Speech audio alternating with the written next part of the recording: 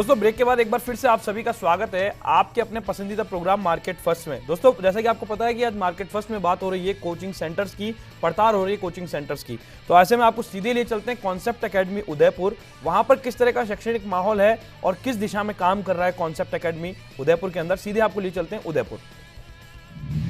Concept की स्थापना 2012 दिसंबर में की गई थी। कंपटीशन एग्जाम्स को लेते हुए ट्राइबल एरिया में और संभाग में शिक्षकों की एक अच्छी शिक्षकों की कमी को देखते हुए कॉन्सेप्ट ने यहाँ पर एक कंपटीशन की तैयारी कराने के लिए स्थापना की गई थी। विगत 4 वर्षों में हमने लगभग 15 से 18 हज़ार स्टूडेंट्स को यहाँ पढ़ा चुके हैं और हमारी हमेशा कोशिश ये रहती है कि यहाँ पर अच्छे से अच्छा बच्चों का सिलेक्शन हो सके। RS, patwari, second grade, first grade, bank PO, SSC, जितने कंपटीशन एग्जाम्स में इसमें ज़्यादा से ज़्यादा स्टूडेंट्स का उदयपुर संभाग से सिलेक्शन हो। इसी कड़ी के अंदर अभी शिक्षकों की अच्छी मांग लेते हुए हमने अभी एक जयपुर में एक नई विंग तैयार स्टार्ट की है ताकि जयपुर और उदयपुर की एक फैकल्टियों का अच्छा कॉम्बिनेशन बैठ सके। अपने गुजर की थड़ी न्यू सांगानेर रोड पर कॉन्सेप्ट एकेडमी अभी 1 महीने पहले वहाँ शुरुआत हुई है। आने वाले कुछ सालों के अंदर हमारा ये प्रयास रहेगा कि ये ब्रांचेस हम वहीं जहाँ अच्छे एक शिक्षकों की जरूरत पड़े वहाँ पर इसकी हम स्थापना करते जाएं। एक बैंक पीओ को लेकर भी उदयपुर के अंदर दुर्गा नरसी रोड के ऊपर एक न्यू ब्रांच स्टार्ट की गई है। हमने अभी तक फर्स्ट ग्रेड के अंदर अप्रोक्स 600 से 650 स्टूडेंट का सिलेक्शन कराया है। सेकंड ग्रेड के अंदर लगभग 3500 बच्चों का सिलेक्शन करवाया है। पटवारी, कांस्टेबल, हम संख्याओं पे ना जाकर मैं ये कहना चाहूँगा बस इसमें कि हमारा प्रयास ये रहता है कि कहीं ना कहीं रोजगार का माध्यम बने यहाँ से पढ़ा हुआ बच्चा, चाहे वो सरकारी हो चाहे वो प्राइवेट सेक्टर में हो, और आगे उसका भविष्य उज्जवल हो सके। बिल्कुल दोस्तों, तो आपने जाना कॉन्सेप्ट एकेडमी के बारे में। कॉन्सेप्ट एकेडमी से हमारे साथ चेतन स्वरूप जी जुड़े हुए। चेतन स्वरूप जी, हमने राजपुरोहित जी को सुना, उनका कहना था कि बेहतर शिक्षा के साथ साथ व्यवसाय या किसी भी तरह के काम के अंदर जो है लोगों को जोड़ा जाए, उन बच्चों को जोड़ा जाए व्यवसाय की ओर या किसी भी क्षेत्र के अंदर वो उनको कनेक्ट किया जाए रोजगार के साथ। तो क्या कहना चाहेंगे आप, किस तरह से काम करते हैं आपके बच्चों को एजुकेशन के बाद रोजगार से कनेक्ट करें? निश्चित रूप से साहब, राजपुरोहित साहब ने जो अभी कहा था, मेवाड़ क्षेत्र में शिक्षा का क्षेत्र वैसे ही पिछड़ा हुआ है थोड़ा सा, लेकिन निश्चित है कि शिक्षा का क्षेत्र बहुत ज़्यादा बच्चे जो आशा लेकर के आते हैं, जो अपेक्षाएं लेकर के आते हैं बच्चे, कुछ न कुछ उनकी उम्मीदें हैं। उस उम्मीद के साथ वो बच्चे उदयपुर में भी आने लगे हैं। काफ़ी हैं उदयपुर में संस्थान, लेकिन इन संस्थानों में कॉन्सेप्ट निश्चित रूप से बहुत आगे निकल चुका है पिछले 4-5 साल में। उसके पीछे एक ही कारण रहा और वो रहा कि यहाँ के जो राजपुरोहित साहब हैं डायरेक्टर, इन्होंने फैकल्टी को लाने में दिल्ली से, जोधपुर से, जहाँ से भी इनको अच्छे बुलें उनको बुलाने में कहीं कोई संकोच नहीं किया। पैसे की तरफ इन्होंने कभी ध्यान नहीं दिया है। इनका ध्यान हमेशा इसी बात की तरफ रहा है कि बच्चा का सिलेक्शन निश्चित रूप से होना चाहिए, बच्चे का सिलेक्शन होना चाहिए। बच्चा जाकर के दूर दराज क्षेत्रों में बताए कि मुझे कहाँ जाना चाहिए, वहाँ की खासियत क्या है। तो बच्चा माउथ पब्लिसिटी के माध्यम से ही यहाँ पर आते हैं। वहाँ अखबार में इतना बड़ा विज्ञापन भी नहीं जाता, जितना जयपुर में विज्ञापन का जाल है उतना विज्ञापन उधर नहीं फैला हुआ है। तो निश्चित रूप से माउथ पब्लिसिटी एक ही प्रचार का जो माध्यम है, उसके पीछे कारण सिर्फ और सिर्फ ये रहा कि कॉन्सेप्ट की जो पूरी फैकल्टी है वो अपने बच्चों के प्रति पूरी तरह समर्पित है। मैंने जैसा कहा था आपसे कि झूठ नहीं बोला जाना चाहिए। हर महीने टेस्ट होते हैं, हर महीने टेस्ट होते हैं। आप 2.5 महीने का तो प्रोग्राम बता रहे हैं, 2.5 महीने में कितना टेस्ट हुआ? 2.5 टेस्ट हुआ? 2.5 टेस्ट नहीं होता है।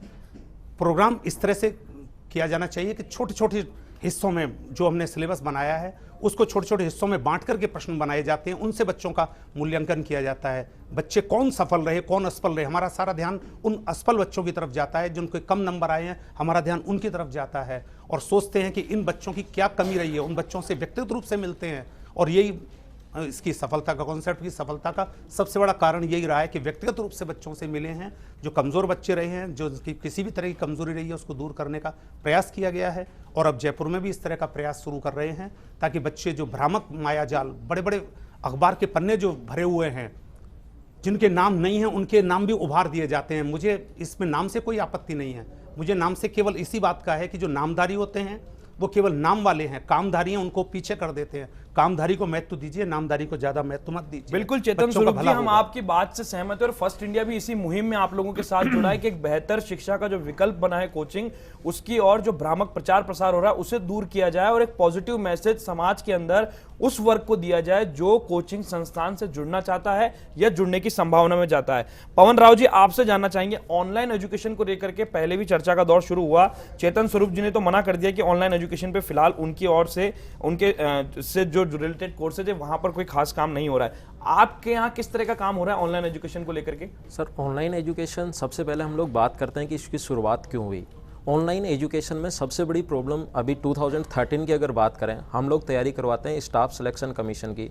2013 का प्री का भी पेपर आउट हो चुका था, मेंस का पेपर भी आउट हो चुका था। बैंकिंग में तो काफ़ी पहले से ही जो ऑनलाइन टेस्ट सीरीज या ऑनलाइन IBPS PO है, बैंक क्लर्क है, वो सारे एग्जाम्स ऑनलाइन करवाते हैं। लेकिन SSC भी इस लाइन पे आ गया। जैसे अभी 2015 का जो CPO का पेपर हुआ, आउट हुआ, अभी फिर से उन्होंने एग्जाम की डेट दी है कि 4, 5 और 6 तारीख को अपना ऑनलाइन टेस्ट होगा। तो इसी को ध्यान में रखते हुए हम लोगों ने ऑनलाइन टेस्ट सीरीज भी शुरू की है और साथ ही हमारा मोबाइल ऐप भी है। टेक्नोलॉजी से हमें हेल्प ये मिलती है, टेक्नोलॉजी हमारी हेल्प करने के लिए है। इससे हेल्प ये मिलती है कि आज हमारे ऐप पर कोई भी स्टूडेंट घर पर भी अगर है जिसके पास एंड्रॉयड मोबाइल है, और आज लगभग इंडिया में भी काफ़ी सारे लोगों के पास, जो स्टूडेंट जयपुर में पढ़ने आ रहा है या दिल्ली में पढ़ने आ रहा है, लगभग लोगों के पास एंड्रॉयड मोबाइल्स हैं। उस पर घर पर बैठकर वो पेपर दे सकता है और भी जो भी उससे रिलेटेड जो भी इंफॉर्मेशन है, जैसे आज SSC ने कोई भी नई चीज़ जो भी आई है, कुछ भी उन्होंने वैकेंसी निकाली है, तो उसको मोबाइल ऐप पर मिल जाती है और घर पर ही सारी फैसिलिटीज उसको प्रोवाइड हो जाती हैं। बिल्कुल। जाखड़ साहब, GC जाखड़ साहब, आपसे हम जानना चाहेंगे, ऑनलाइन एजुकेशन की तो हमने बात की, लेकिन स्कूल और कोचिंग की क्लास जो है आमतौर पे आज के समय में देखा जाने लगा है 7वीं 8वीं कक्षा से ही बच्चे को ये कोचिंग के अंदर उसका दाखिला करा दिया जाता है।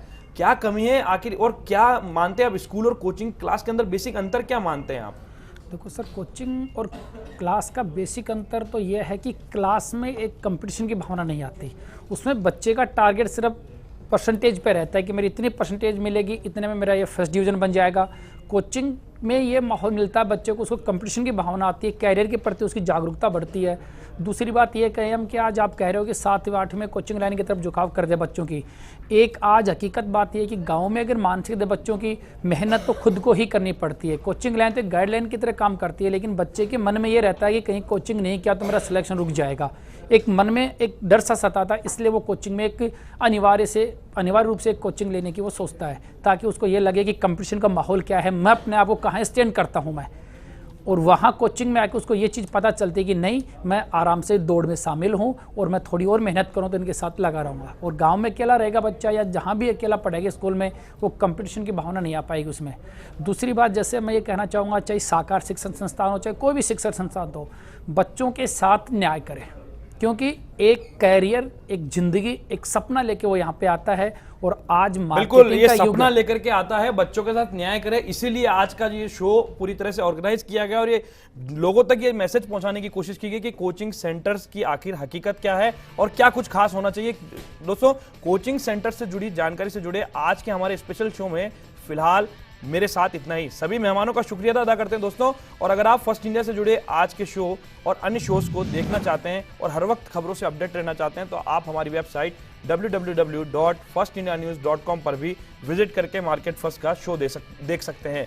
आज का शो आपको कैसा लगा, इसका भी फीडबैक आप हमें जरूर दीजिएगा, क्योंकि इसका रहेगा हमें इंतजार। और ताज़ा तरीन खबरों के लिए आप देखते रहिए राजस्थान का number 1 news channel first India Rajasthan. नमस्कार।